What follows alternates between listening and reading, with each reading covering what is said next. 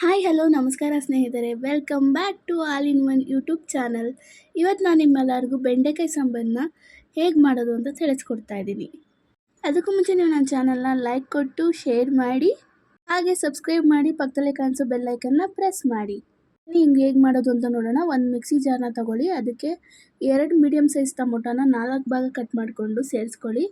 2 ಟೊಮೊಟೊನ ಸೇರಿಸಾದ್ಮೇಲೆ ಒಂದು ಸ್ವಲ್ಪ ಹುಣಸೆಹಣ್ಣು ಹಾಕಬೇಕಾಗುತ್ತೆ.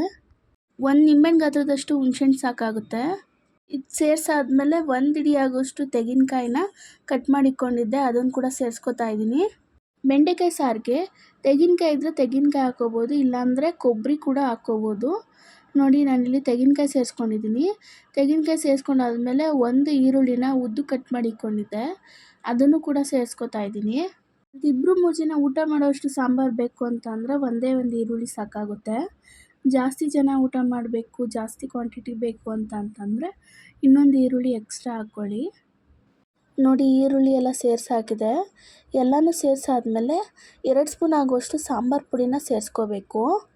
ಈ ಥರ ಇನ್ಸ್ಟೆಂಟಾಗಿ ರುಬ್ಕೊಂಡು ಮಾಡ್ಕೊಳ್ಳೋದ್ರಿಂದ ನಿಮಗೆ ಬೇಗ ಅಡುಗೆ ಆಗುತ್ತೆ, ಸಾಂಬಾರು ಕೂಡ ಟೇಸ್ಟಿಯಾಗಿರುತ್ತೆ.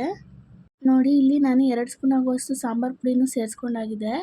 ಇದನ್ನು ಮಿಕ್ಸಿ ಜಾರಲ್ಲಿ ನುಣ್ಣಗೆ ರುಬ್ಕೊಂಡು ನೋಡಿ, ಈ ಥರ ನುಣ್ಣಗೆ ಪೇಸ್ಟ್ ಮಾಡಿಟ್ಕೊಳ್ಬೇಕು. ಈ ಥರ ರುಬ್ಕೊಂಡು ಸೈಡಲ್ಲಿ ಇಟ್ಕೋಬೇಕು. ಇಲ್ಲಿ ಇನ್ನೊಂದು ಕಡೆ ಅರ್ಧ kg ಆಗುವಷ್ಟು ಬೆಂಡೆಕಾಯಿನ ಚೆನ್ನಾಗಿ ತೊಳ್ಕೊಂಡು ಸಣ್ಣಕ್ಕೆ ಕಟ್ ಮಾಡಿಟ್ಕೊಂಡಿದ್ದೀನಿ. ಅದನ್ನು ಒಂದು ಬಾಣಲಿಗೆ ಹಾಕ್ಕೊಂಡು ಒಲೆ ಮೇಲೆ ಇಟ್ಕೊಂಡು ಚೆನ್ನಾಗಿ ಫ್ರೈ ಮಾಡ್ತಾಯಿದ್ದೀನಿ. ಬೆಂಡೆಕಾಯಿ ಸಾಂಬಾರು ಇಲ್ಲ ಬೆಂಡೆಕಾಯಿ ಗೊಜ್ಜು, ಯಾವುದೇ ಥರ ಬೆಂಡೆಕಾಯಿ ಐಟಮ್ಸ್ ಮಾಡಬೇಕಾದ್ರೆ ಬೆಂಡೆಕಾಯಿನ ಈ ಥರ ಫ್ರೈ ಮಾಡ್ಕೊಳ್ಳೇಬೇಕು. ಅದರಲ್ಲಿರೋ ನೋಳೆ ರಸ ಥರ ಎಲ್ಲ ಇರುತ್ತಲ್ಲ, ಅದೆಲ್ಲ ಫುಲ್ ಹೋಗಬೇಕು. ನೋಡಿ, ಈಗ ಬೆಂಡೆಕಾಯಿ ಒಂದು 25% ಕುಕ್ ಆಗಿದೆ. ಇದಕ್ಕೆ ಸ್ವಲ್ಪ ಆಯಿಲ್ನ ಹಾಕ್ಕೋತಾ ಇದ್ದೀನಿ. ಒಂದು 2-3 ಸ್ಪೂನ್ ಆಗೋಷ್ಟು ಆಯಿಲ್ನ ಹಾಕ್ಕೊಂಡು ಇದನ್ನು ಫ್ರೈ ಮಾಡೋದ್ರಿಂದ ಬೆಂಡೆಕಾಯಲ್ಲಿರೋ ನೋಳೆ ರಸ ಬೇಗ ಹೋಗುತ್ತೆ. ಇದು ಫುಲ್ಲು ಚೆನ್ನಾಗಿ ಬೇಯಬೇಕು. ಅದರಲ್ಲಿರೋ ಅಂಟೆಲ್ಲ ಹೋಗಂಟ ಚೆನ್ನಾಗಿ ಫ್ರೈ ಮಾಡ್ಕೋಬೇಕು. ನೋಡಿ, ಈಗ ಈ ಥರ ಆಗಬೇಕು. ಈಗ ಬೆಂಡೆಕಾಯಿ ಚೆನ್ನಾಗಿ ಫ್ರೈ ಆಗಿದೆ. ಫ್ಲೇಮ್ನ ಆಫ್ ಮಾಡ್ಕೋಬೇಕು. ಅಲ್ಲ, ಇನ್ನೊಂದು ಪ್ಯಾನ್ನ ಒಲೆ ಮೇಲೆ ಇಟ್ಕೊಂಡು 2-3 ಸ್ಪೂನ್ ಆಗುವಷ್ಟು ಎಣ್ಣೆನ ಹಾಕ್ಕೊಂಡು ಕಾಯಿಸ್ಕೋಬೇಕು. ಎಣ್ಣೆ ಕಾದ ನಂತರ ಅದಕ್ಕೆ ಒಂದು ಅರ್ಧ ಈರುಳ್ಳಿನ ಸಣ್ಣ ಕಟ್ ಮಾಡಿ ಇಟ್ಕೊಂಡಿದ್ದೆ, ಅದನ್ನು ಸೇರಿಸ್ಕೊತಾ ಇದ್ದೀನಿ. ಇದು ಸಾಂಬಾರು ಒಗ್ಗರಣೆಗೆ. ಈರುಳ್ಳಿ ಸೇರಿಸಿದ್ಮೇಲೆ ಅದನ್ನು ಚೆನ್ನಾಗಿ ಕೆಂಪಗಾಗೋ ಗಂಟ ಫ್ರೈ ಮಾಡಬೇಕು. ಈ ಥರ ಸ್ಟೆಪ್ನ ಫಾಲೋ ಮಾಡಿ ಒಂದ್ಸಲನಾದರೂ ಬೆಂಡೆಕಾಯಿ ಸಾಂಬಾರು ಮಾಡಿ, ತುಂಬ ಚೆನ್ನಾಗಿ ಬರುತ್ತೆ. ನೀವು ಬೆಂಡೆಕಾಯಿ ಫ್ರೈ ಮಾಡಬೇಕಾದ್ರೆ ಎಷ್ಟು ಚೆನ್ನಾಗಿ ಬೆಂಡೆಕಾಯಿನ ಫ್ರೈ ಮಾಡ್ತೀರೋ ಅಷ್ಟೇ ಚೆನ್ನಾಗಿ ಸಾಂಬಾರು ಬರುತ್ತೆ.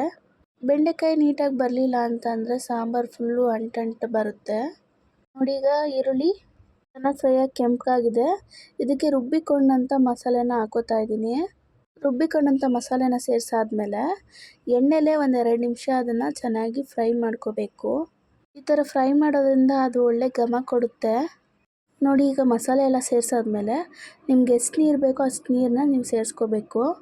ನಾನಿಲ್ಲಿ ಅದೇ ಮಿಕ್ಸಿ ಜಾರ್ಗೆ 1 ಚಮಚ ನೀರನ್ನ ಸೇರಿಸ್ಕೊಂಡು ಅದರಲ್ಲಿ ಉಳಿದಂಥ ಮಸಾಲೆನೆಲ್ಲ ತೊಳೆದು ಉಯ್ಕೊಂಡಿದ್ದೀನಿ. ಇದೀಗ 10-15 ನಿಮಿಷ ಮಳಬೇಕಾಗುತ್ತೆ.